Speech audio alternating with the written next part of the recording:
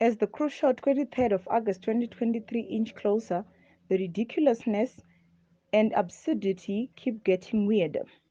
This is especially so within the ruling ZANU-PF camp as as per norm attempt to hoodwink the nation by pinning all their regime's monumental failures on the opposition Triple C. It was so outrageous listening to various NPF top officials who included Politburo member Tendai Shirau, while addressing a rally over the weekend, piled the blame for the free-falling local currency and subsequent skyrocketing of prices squarely on opposition leader Nelson Chamisa.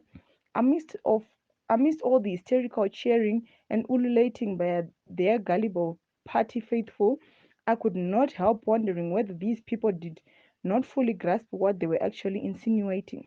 Surely by declaring that Chamisa can Hama wake up one morning and simply issue instructions for the local currency to specularly fall and businesses to increase prices, are they not asserting that the opposition leader is actually the one in power in Zimbabwe? This is the same with the Chamisa inverted sanctions on the country.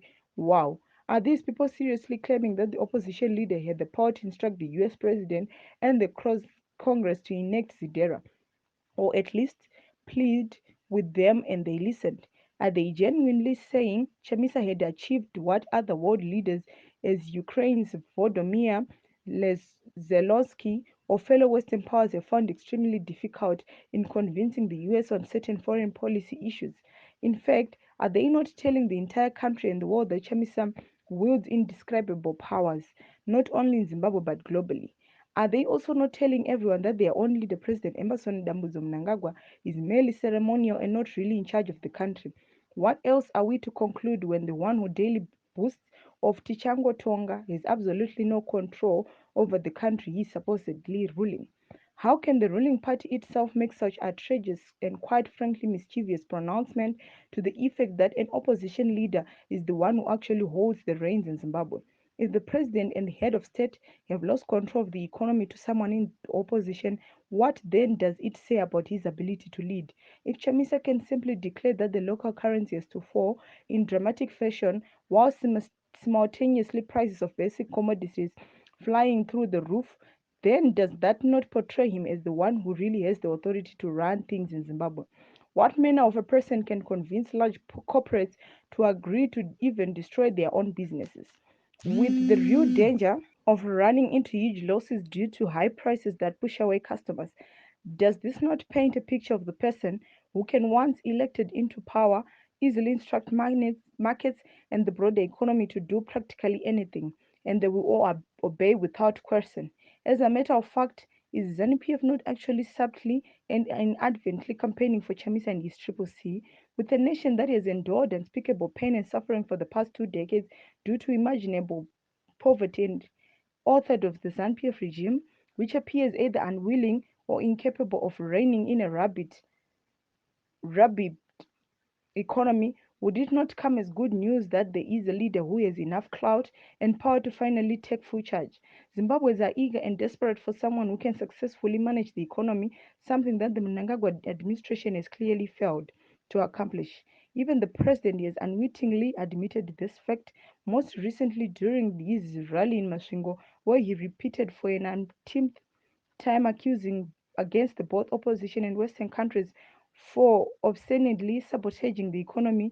Surely, what type of leadership can always be outwitted and outsmarted by their supposed enemies for the entirety of their tenure in office, a whole 4 decades?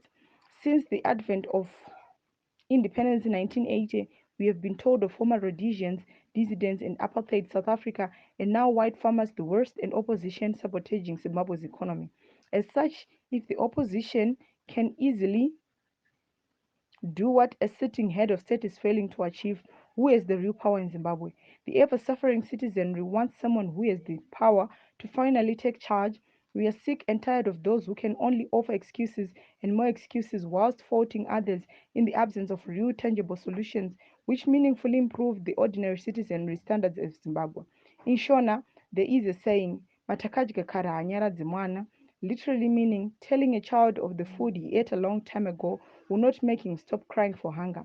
In other words, as it pertains to the current situation in Zimbabwe, Making endless excuses and blaming others for our poverty will never make us feel better.